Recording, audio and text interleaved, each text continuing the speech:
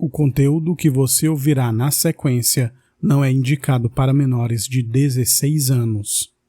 Olá, amigos, eu sou o Dom e esse é o Crimecast, podcast sobre crimes reais.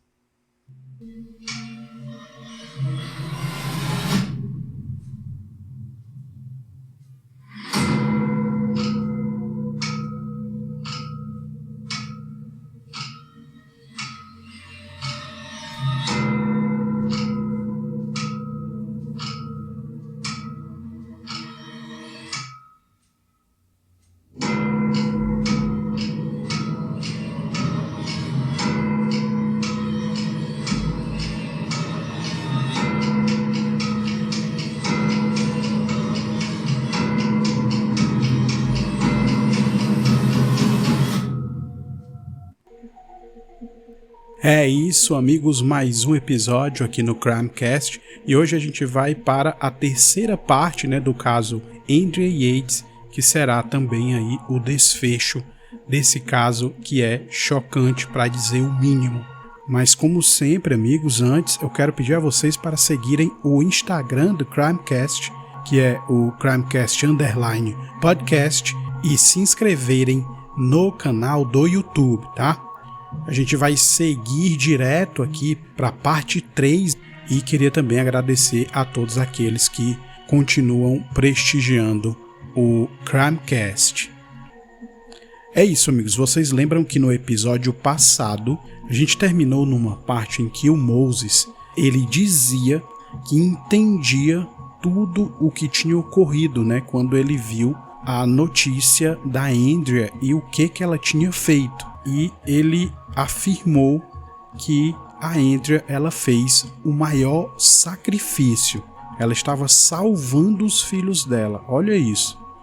E nessa última parte desse caso, a gente vai falar um pouco mais de toda a repercussão, e como aquilo deixou todo mundo ali atônito, chocado, e como que ocorreu, de uma mãe assassinar todos os 5 filhos pequenos. Andrea Yates passou a ser odiada por todos após o ocorrido, e foi aí que uma jornalista começou a cobrir o caso e dizia que queria descobrir qual era o motivo. No ano do ocorrido, em 2001, a jornalista e autora do livro Breaking Point, Suzy Spencer, conta que era uma escritora freelancer e que seu foco principal eram crimes reais. Suzy diz que após começar as pesquisas para o livro, ela descobriu que Andrea não era aquela pessoa horrível que a imprensa mostrava. Entrevistando seus vizinhos, todos diziam que a mulher gostava de agradar e que cuidava muito bem dos filhos, demonstrando sempre ser uma ótima mãe. Suzy diz que tinha uma imagem completamente diferente de Andrea, mas que sabia que existia mais coisas a saber sobre ela, que ela não conseguia descobrir o que era. Foi então que, ao falar com algumas fontes confidenciais, foi informada de que Andrea tinha um pastor. Alguns dias depois, a escritora recebeu cartas de uma fonte anônima e diz que ficou chocada ao ler aquelas cartas. Suzy Spencer lembra que eram cartas assinadas por Michael e Rachel Voroniak e diz que ficou em pedaços após ler as cartas, pois elas só diziam que Andrea estava fazendo tudo errado e que não restava esperança para ela. A autora diz que ao ler as cartas, tudo começou a fazer sentido, tudo apontava para Michael Voroniak. Foi então que Suzy Spencer escreveu o livro Breaking Point. No livro, a autora expõe a ideia de que Voroniak teria convencido Andrea de que estava possuída pelo diabo. David de la Isla lembra que ao assistir ao programa The Deb Duncan Show, que entrevistava Suzy Spencer, ele viu que estavam falando sobre Michael estar envolvido com a família Yates. Foi após as revelações de Suzy Spencer que as pessoas começaram a saber quem era Michael Voroniak e o que ele fazia. A autora do livro diz na TV que, basicamente, toda e qualquer coisa era pecado, segundo os ensinamentos do pastor. Ao ver aquela entrevista, David lembra que ficou chocado ao saber que Andrea estava sob influência de Michael Voroniak e sabia exatamente o que era aquilo. Vocês lembram que o David de la Isla, ele tinha contado já, ele já tinha relatado que tinha tentado, contra a própria vida um tempo antes. Todas as fitas e mensagens de Voroniak vão para a TV e todos ficam atônitos com o conteúdo delas. Com a sua imagem e suas fitas em rede nacional, Moses conta que Voroniak entrou em contato com a mãe e foi estranhamente gentil ao falar com ela. Ou seja, para Moses, o pregador parecia estar com medo da repercussão de tudo aquilo e da descoberta do envolvimento dele com Andrea Yates. Segundo Moses, Michael disse à sua mãe que provavelmente seria chamado para testemunhar e que Deus teria dito a ele que estava chegando a hora de ir ao reino dos céus. E aí, nós vamos para fevereiro de 2002. Vocês lembram, o crime aconteceu em 2001, Aí a gente vai agora para fevereiro de 2002, 18 de fevereiro de 2002. A gente vai ouvir o relato do advogado da Andrea Yates. Wendell Odom Jr. diz que o caso de Andrea foi o caso, abre aspas, mais significativo que defendi na minha vida, fecha aspas. O advogado conta que quando viu a mulher pela primeira vez, aquilo foi uma das coisas mais chocantes que ele já tinha visto. Ele lembra que ela tinha as pupilas dos olhos grandes e bem escuras, e que ficava o tempo todo sacudindo a cabeça, como que se olhasse para alguma coisa atrás dela.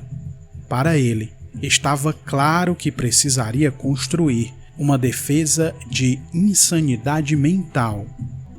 Rusty Yates conta que ao chegar no julgamento de Andrea, lembra de como achava aquilo ridículo, pois dizia que a esposa sempre foi uma mãe amorosa e que nunca machucaria os filhos se não fosse pelo surto psicótico.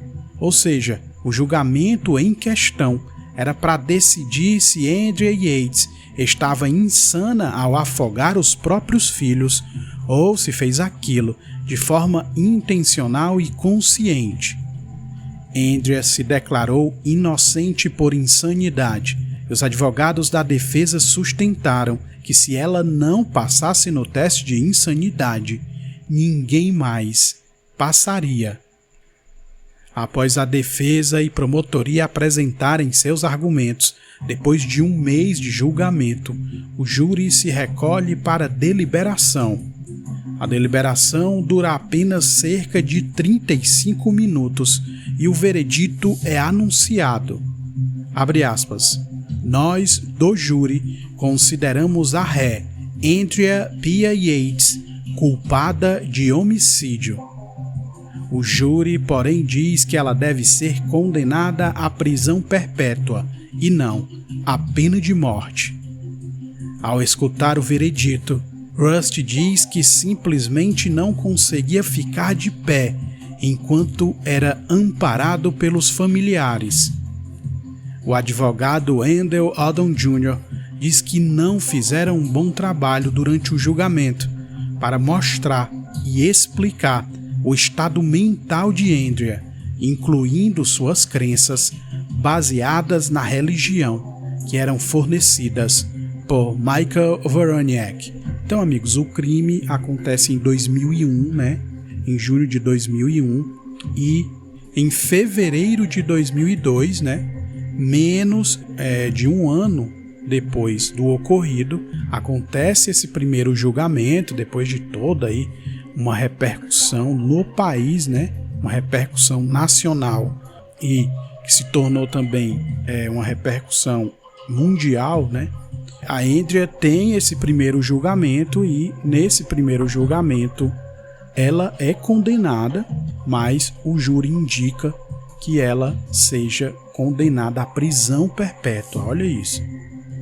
David de la Isla diz que após o julgamento de Andrea, percebeu que nada aconteceria a Voroniec, mesmo tendo algumas notícias em jornais falando sobre a influência dele no caso de Andrea Yates, ou seja, o pregador sairia impune. David diz que começou a imaginar o que poderia fazer e diz que sentiu que tinha uma responsabilidade com a sociedade de falar quem era Michael Voroniec. Foi aí que ele decidiu entrar em contato com um jornal local, dizendo que tinha informações sobre o pregador. David dá uma entrevista na TV e fala sobre toda a sua experiência com Voroniec e diz que sabia que o líder religioso ficaria com raiva ao ver aquilo e que o consideraria um traidor. Mas David diz que não imaginava o que o pregador faria em relação àquilo. Dali em diante, Voroniec e a esposa decidem responder às acusações e aos críticos e pedem espaço em programas de TV. Logo em sua primeira aparição na TV, Voroniec diz com todas as letras que o maior responsável pelo que Andrea fez seria o esposo, Rusty Yates. Na mesma ocasião, o apresentador diz que Rusty e Andrea os visitaram na Flórida. O casal confirma que sim, e eles são questionados sobre o que Andrea teria dito. Segundo ela, Voroniec falou a eles que os dois iam para o inferno. Rachel explica que era amiga de Andrea e conta que ela teve uma experiência de ver uma lagarta se transformar numa borboleta e que aquilo a inspirou, lhe fazendo sair de lá com uma grande esperança de que as coisas iam mudar na vida dela e da família. Então ela meio que ameniza ali, né, aquela questão de que eles viviam dizendo que as pessoas iam para o inferno, né? Ela dizia que tinha inclusive uma amizade com a Andrea. Outro questionamento feito no mesmo programa de TV e bem mais duro, feito pelo apresentador, foi sobre a declaração de um psiquiatra renomado que afirmou que Andrea só matou os filhos por causa da influência de Voroniec. Voroniec respondeu da seguinte forma, abre aspas, "Isso é ridículo. Se você sai, mata alguém, a culpa é minha. Se eu te conheço como aquele outro cara." Ao mencionar o outro cara, Voroniec se refere a David de la Isla e diz que o conheceu há 15 anos atrás e se encontrou com ele por 15 minutos em um McDonald's. Ou seja, Voroniec dá a entender que mal conhecia David. O apresentador então diz que David declarou em entrevista que tinha bastante contato com Voroniec e que o pregador se comunicava bastante com ele, afirmando também que tinha pilhas de cartas enviadas a ele por Voroniec e a esposa durante vários anos. Michael então diz em rede nacional que não sabe dessa pilha de cartas enviada para David. David, porém, reafirma que teve contato com Voroniec por cerca de uma década e apresenta várias cartas enviadas a ele pelo pregador. Ao ver a entrevista, David diz que Voroniec mentiu descaradamente e que ele sabe exatamente quem David é e que o conhece muito bem. Então você vê que quando a imprensa começa a relatar, né, a noticiar essa questão do Voroniec, né, e todo o material que ele mandava para os seguidores, e aí o próprio David também se apresenta para falar sobre o Voroniak, ele reage, né? Ele passa a dar entrevistas junto com a esposa dele, a Rachel, e ele começa a negar tudo ali, né? E aí a gente tem um relato de uma pessoa nova nesse caso, né? É o relato de uma pessoa muito chegada ao Voroniak, mas que não é um ex-seguidor, é um amigo do Voroniak. Steve Krinkzel conta que ao descobrir que Michael Voroniak teve algum envolvimento no caso Andrea Yates, ele ficou em choque, perdido, e em um primeiro momento acreditou que aquilo estivesse errado. Steve conta que ele e Michael nasceram em Grand Rapids, Michigan, em fevereiro de 1954. Cresceram e estudaram juntos. O homem explica que Grand Rapids também é conhecida como a cidade das igrejas. Segundo Steve, ele e Michael foram coroinhas numa igreja e, quando jovem, Voroniak era um ótimo jogador de futebol americano e um atleta típico, que tinha como uma de suas marcas ser bastante confiante, a ponto de parecer arrogante, gostando sempre de ser o centro das atenções. Ainda de acordo com Steve, Michael Voroniak foi para a Universidade Central Michigan com uma bolsa de estudos por conta do seu talento para jogar futebol americano e teria inclusive, segundo Steve, potencial para jogar na NFL, não fosse por uma grande falta de sorte.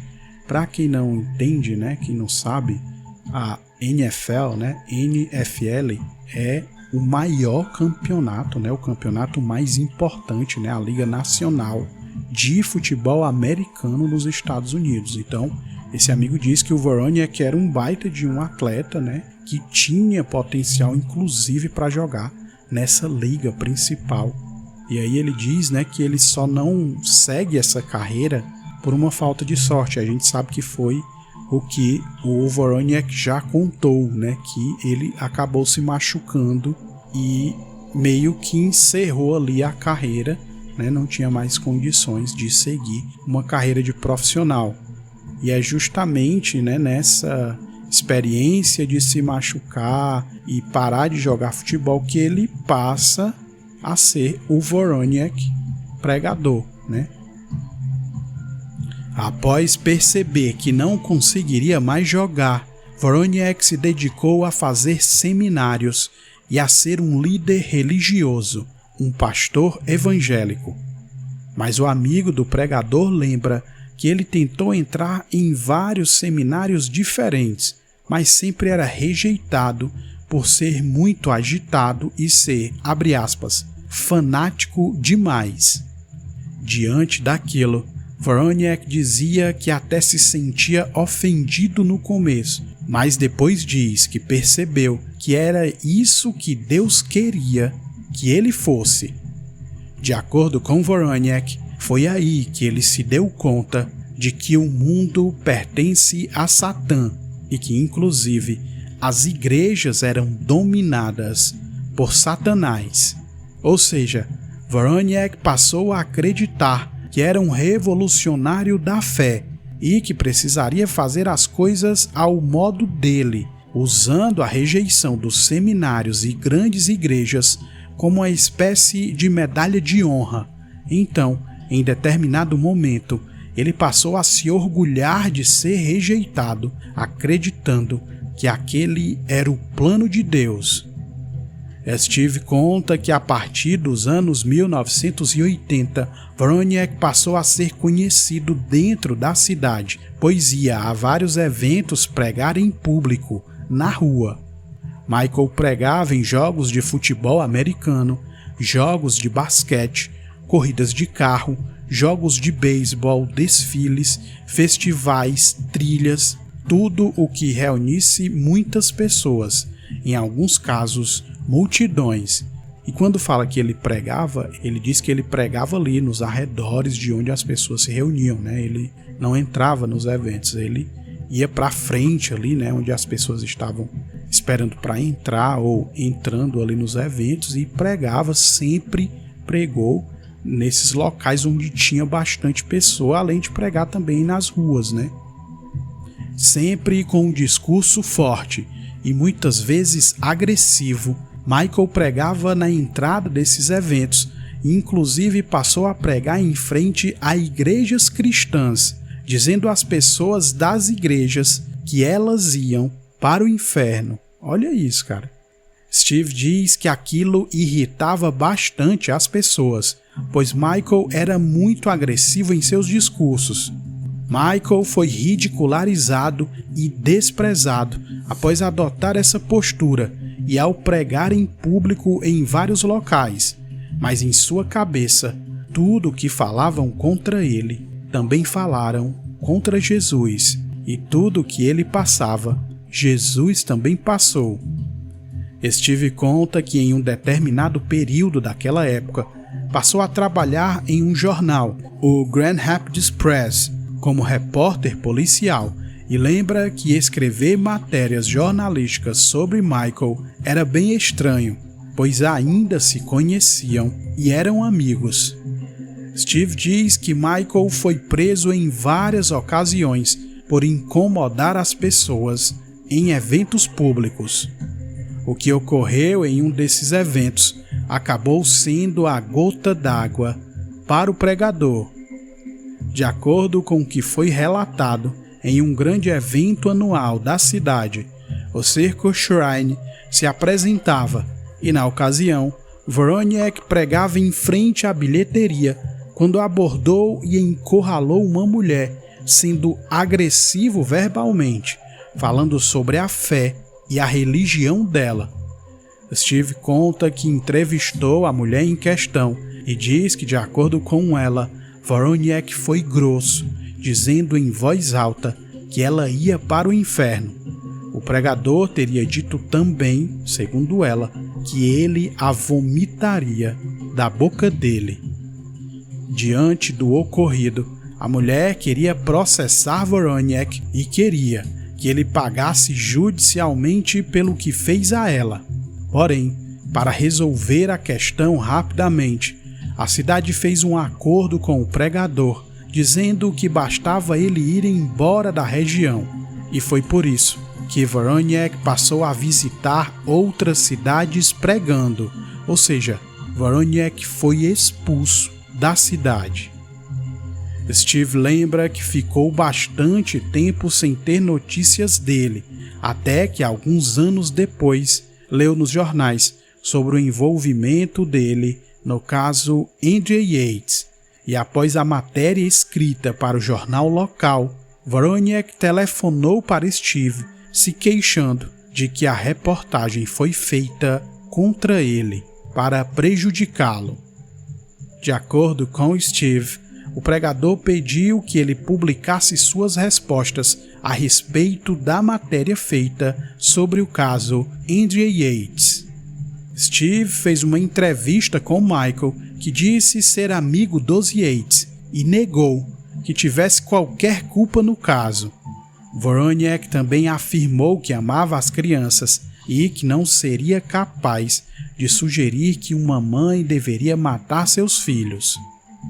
Em outro trecho, Wozniak diz que sua amizade com os Yates era algo positivo e não negativo, e afirma que eles precisavam de Jesus e que, caso tivessem seguido seus ensinamentos de acordo com a crença dele, aquela tragédia nunca teria acontecido. Wozniak ainda disse que os Yates precisavam muito de Jesus, mas era Rusty que não queria aceitar. Steve diz que, diante daquele caso chocante, fez várias pesquisas sobre o caso e sobre Wozniak, e foi aí que acabou chegando a palavra culto. E aí, amigos, antes de eu continuar, preciso explicar uma coisa. Quando, principalmente nos Estados Unidos, eles falam dessa palavra culto, pra gente aqui no Brasil é como se estivesse falando de seita. Então, é só para que vocês entendam, porque fala culto, né? A gente aqui no Brasil sabe, culto é um culto evangélico, né?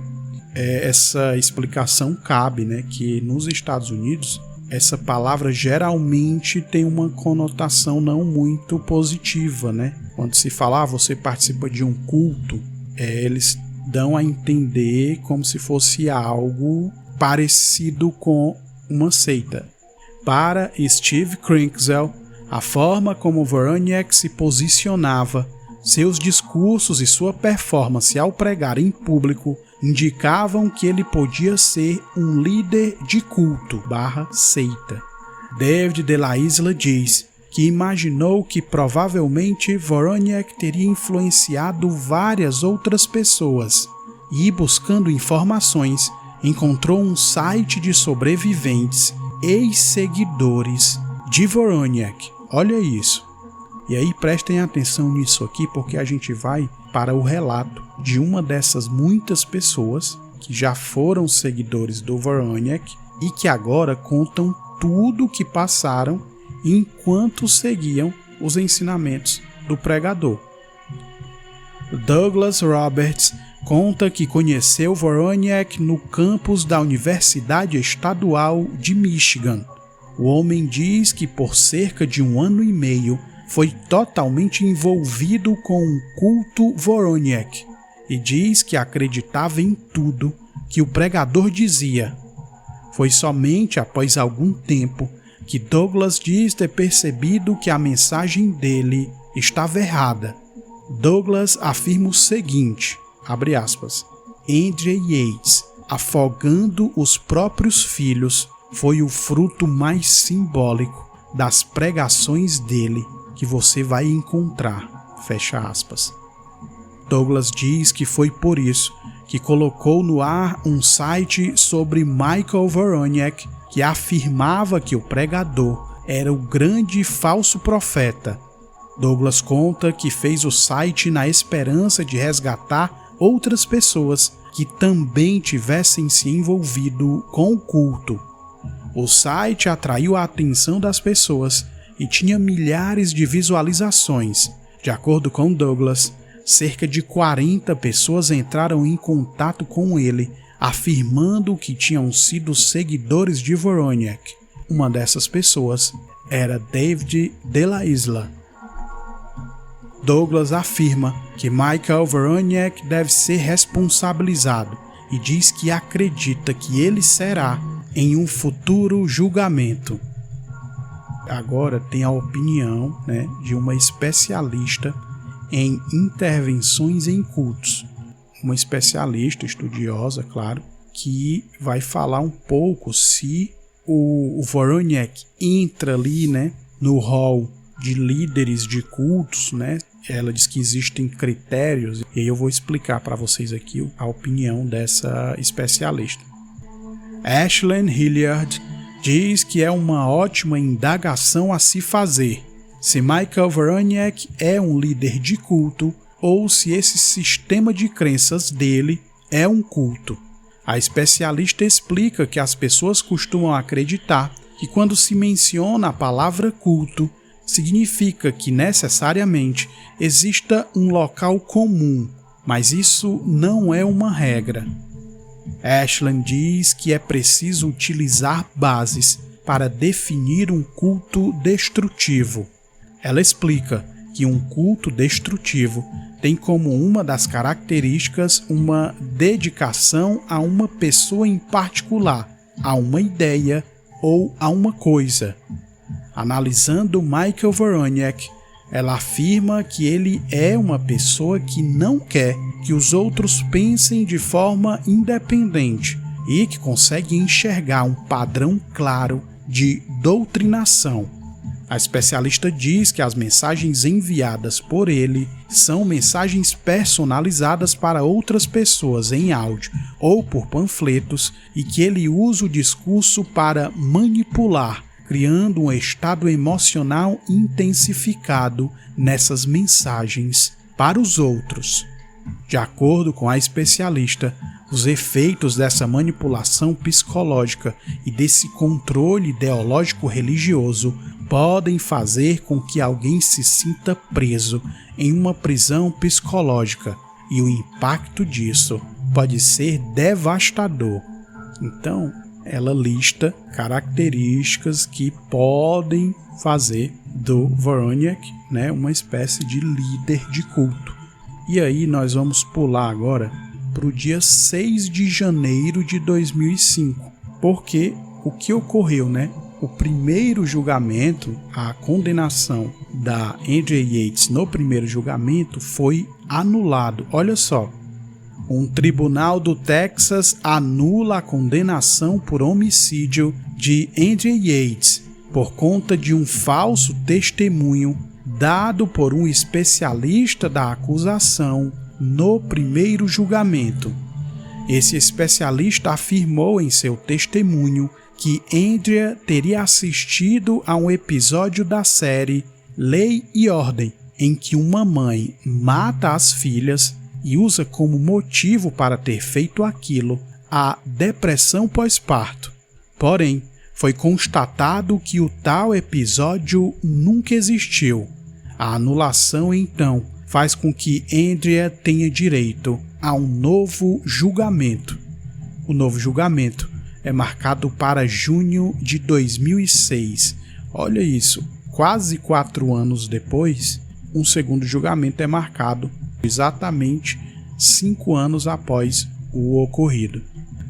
Um dos advogados de Andrea, Wendell Odom Jr., conta que existiu uma grande diferença entre o primeiro e o segundo julgamento. Ele diz que sabia que a defesa precisava fazer um trabalho melhor em explicar para o júri o que estava acontecendo na mente de Andrea no momento do crime.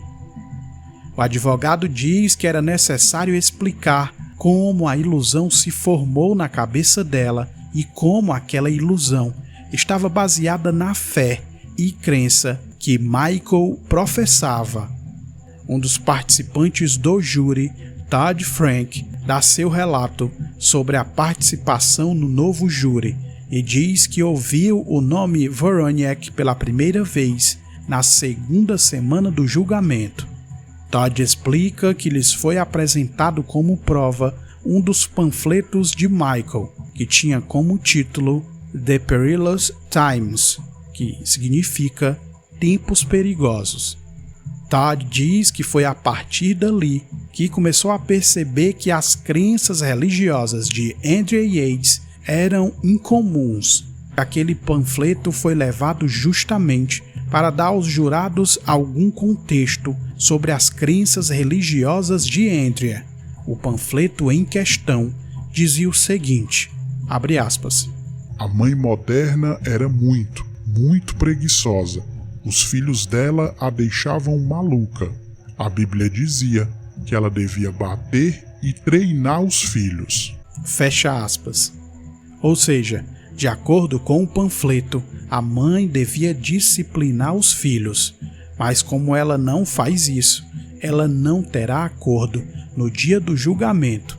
E o texto no panfleto dizia mais, abre aspas, a mãe moderna vai para o inferno.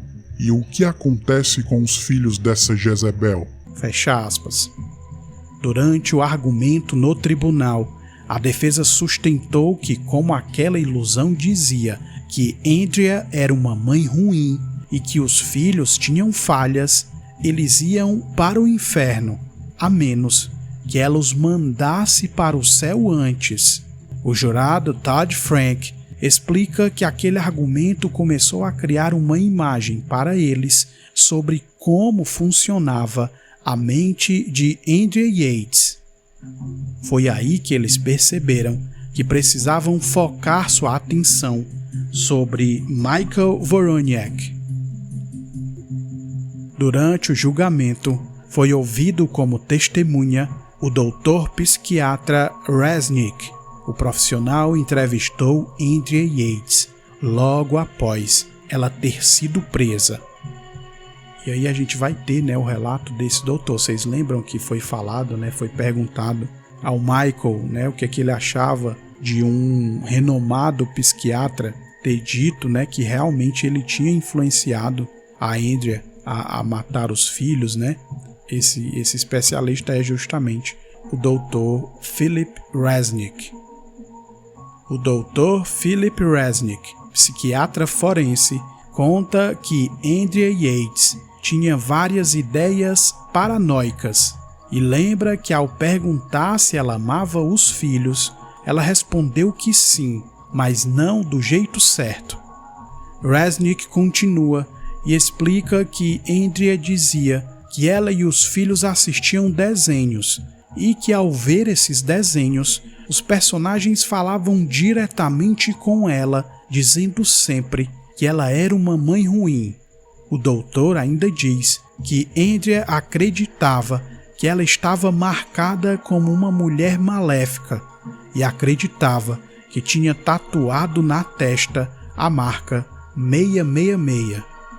De acordo com Resnick, Andrea tinha certeza que Satã estava dentro dela, em volta dela e influenciando ela justamente durante o período psicótico que ela passava dias antes do ocorrido. O profissional diz que Woroniak sempre enfatizava o quanto Satã era real e como demônios e o próprio Satã conseguiam tomar conta da mente de uma pessoa. Segundo o psiquiatra, Andrea Yates foi fortemente influenciada por Michael Woroniak. Todd Frank lembra como o depoimento do Dr. Philip Resnick foi um dos mais fortes e lhes fez perceber como a religião de Andrea Yates era a base sobre a qual os problemas mentais dela cresceram. Após o último dia de depoimentos e argumentos finais, Todd se recorda que foram para a sala do júri e após uma primeira deliberação, tinham 8 jurados que acreditavam que Andrea Yates não era culpada, pois estava insana, mas 4 ainda acreditavam que ela era sim culpada e não estava insana.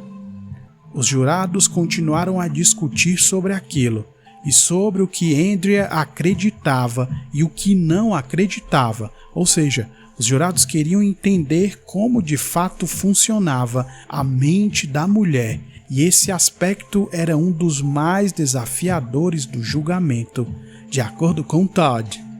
Os jurados então decidiram solicitar alguns itens, incluindo fotos das crianças, além de uma cópia do panfleto Tempos Perigosos, aquele mesmo panfleto lá, né, o The Perilous Times. Os jurados sabiam que esse panfleto era o que foi encontrado na casa dos Yates no dia do ocorrido. Porém, durante o julgamento, foi apresentado aos jurados somente o que parecia ser uma única página do tal panfleto, e ao solicitar ele completo, os jurados perceberam que ele tinha outras páginas que falava muito mais coisas.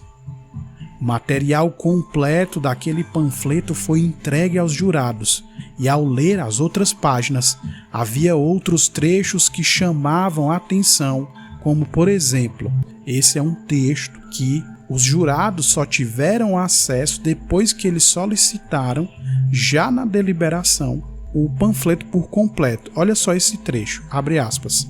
A eternidade dos meus filhos é a minha responsabilidade enquanto eles são crianças.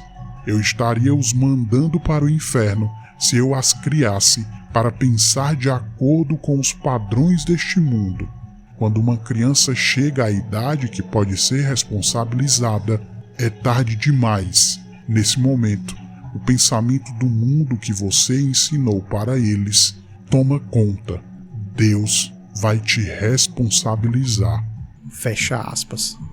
E aí vocês veem que depois desse trecho, né, tá muito claro, né, o motivo pelo qual a Andrea fez o que fez, né?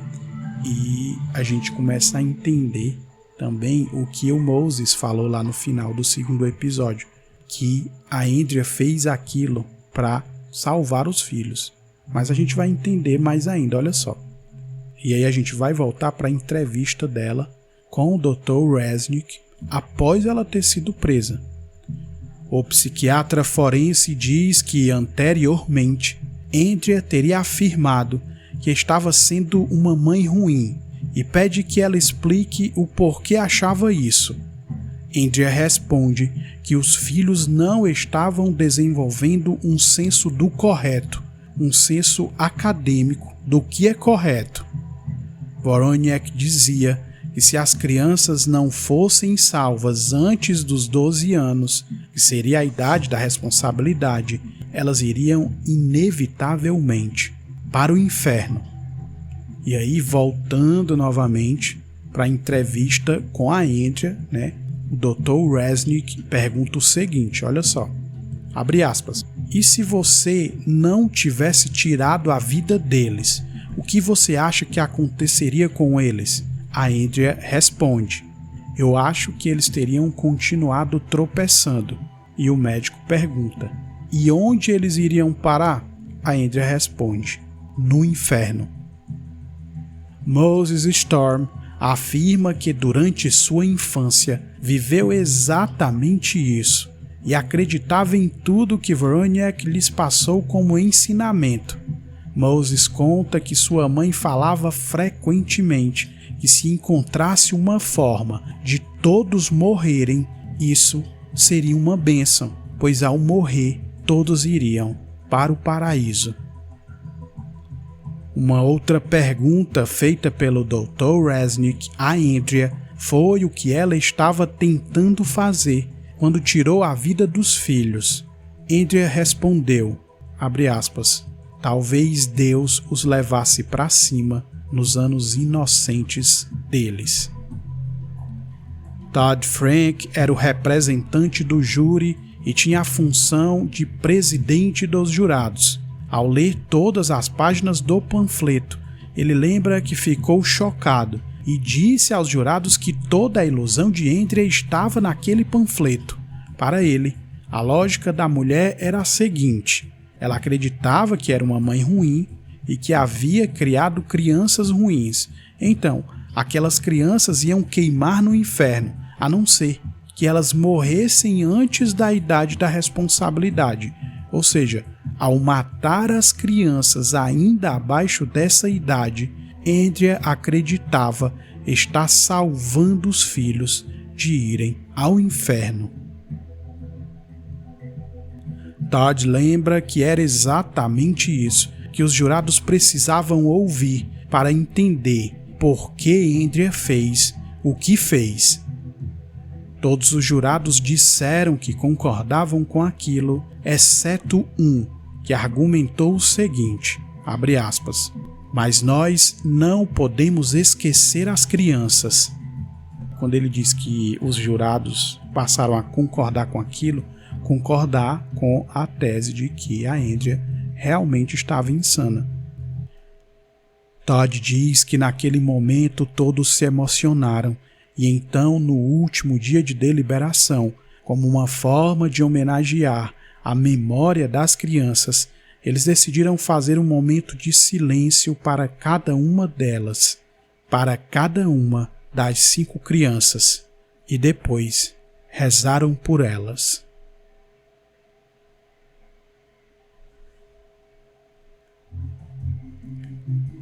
No final, Todd diz que se levantou e escreveu em um quadro para o restante dos jurados o seguinte: é o nosso trabalho, o nosso dever, julgar Andrea Pia Yates, baseados nos fatos apresentados nas provas e na lei do tribunal, e que Deus a julgue depois disso.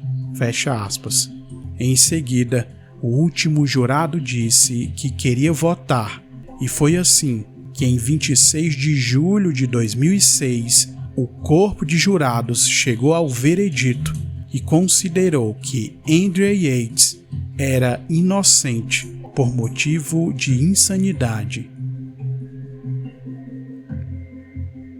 Rusty Yates lembra que foi um alívio ouvir o veredito do júri e reafirmou que Andrea só fez aquilo por estar completamente fora de si, por conta de seu estado mental. Rusty encontrou o site dos sobreviventes ex-seguidores de Michael Voroniak, entrou em contato com David de la Isla e o informou que tinha uma fita do pregador intitulada O que é a Verdade? David diz que ouviu aquela fita várias vezes. Trechos da fita dizem o seguinte, abre aspas, se você quer se submeter ao reino dele, você precisa se conformar, precisa seguir esse programa, você precisa ceder, não pode fazer o que quiser, ou vai ter consequências. Fecha aspas.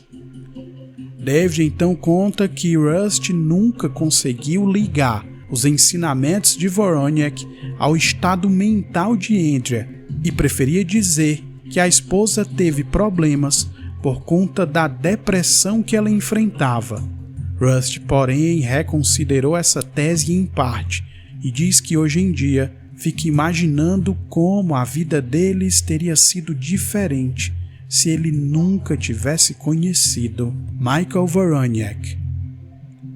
David sempre afirmou para Rusty que os ensinamentos de Voroniak não dependiam de como cada pessoa encarava aquilo e que o pregador arruinava as vidas das pessoas de forma direta, independentemente de como elas lidavam com os ensinamentos.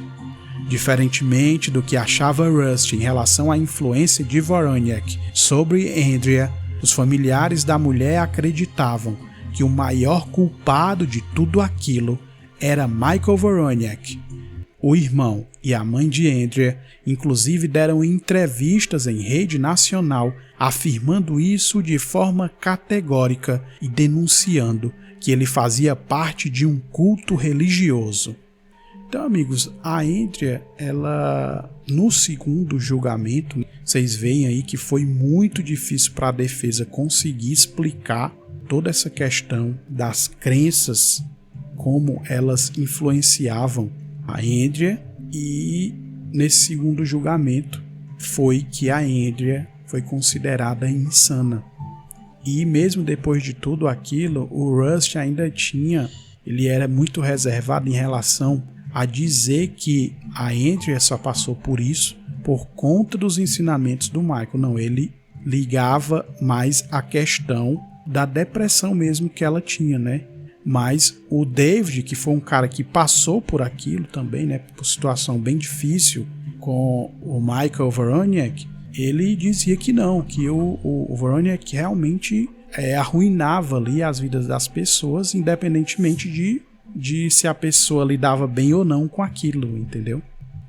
Moses Storm pediu que um encontro entre ele e Rusty fosse viabilizado, e ao se encontrar com Rusty, explicou que a tragédia acontecida com eles, né, com os Yates, foi parte do que ele e a família dele vivenciaram e que é algo que ainda os afeta até hoje, apesar de não terem enfrentado a dor que Rusty e a família dele tiveram que enfrentar. Moses pergunta a Rusty como ele conseguia lidar com os ensinamentos de Michael Voroniak e como lidava com o que ele dizia. Rusty argumenta que para ele, Michael não era Deus, pensava sempre isso, então não se preocupava tanto com esse discurso de céu e inferno. Moses se pergunta por que Rusty ouviu os mesmos ensinamentos de Voroniak que os pais dele e mesmo assim tirou essa conclusão totalmente diferente. Rusty diz que o erro que cometeu com Andrea foi que ele, Rusty, sempre foi criado em uma tradição de gentileza e perdão, e não numa tradição de castigo e punição. Então acredita que quando Andrea escutou essa coisa de céu e inferno, ela ficou mais preocupada em relação à situação dela, Andrea, com Deus. Após o encontro com Moses, Rusty admite que não tinha se dado conta da dificuldade de algumas pessoas e do tamanho do impacto das mensagens de Voroniak em suas vidas.